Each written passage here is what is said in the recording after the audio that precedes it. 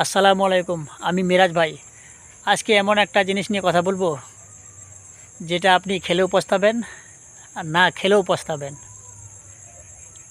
এই যে, বলেন তো এটা কি?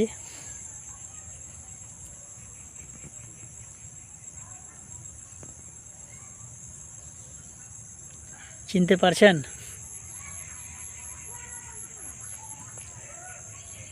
কাঁচা লঙ্কা।